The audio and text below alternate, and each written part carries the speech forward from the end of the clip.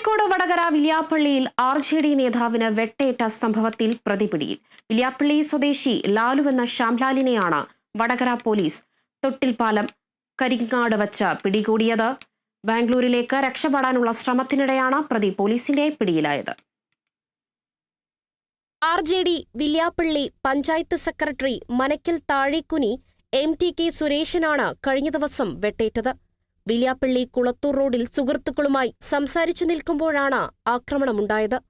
അടിച്ച് പരിക്കേൽപ്പിച്ചതിനുശേഷം വാൾ കൊണ്ട് വെട്ടുകയായിരുന്നു. ആക്രമത്തിൽ കൈക്കും കഴുത്തിനും നെഞ്ചിനും പരിക്കേറ്റു. വാൾ കൊണ്ട് വെട്ടുന്നതിനിടെ കൈകൊണ്ട് തടഞ്ഞതിനാലാണ് ജീവൻ രക്ഷപ്പെട്ടത്. സംഭവത്തിനുശേഷം പ്രതി സ്ഥലത്തുനിന്ന് ഓടി രക്ഷപ്പെടുകയായിരുന്നു. വില്യാപ്പള്ളിയിൽ നടന്ന ക്യാമ്പിലെ കസേരയും അനുബന്ധ ഉപകരണങ്ങളും കത്തിച്ചെന്ന് കാണിച്ച RJD നേതാവ് സുരേഷ് ശ്യാംലാലിനെതിരെ പോലീസിൽ പരാതി നൽകിയിരുന്നു. ഇതേ തുടർന്ന് മുൻപ് പലതവണ ഭീഷണിപ്പെടുത്തിയിരുന്നതായും സുരേഷ് പോലീസിൽ പരാതി നൽകിയിട്ടുണ്ട്. അറസ്റ്റ് രേഖപ്പെടുത്തിയ ശേഷം പ്രതിയെ കോടതിയിൽ ഹാജരാക്കും. Kerala vision news, Kozhikode.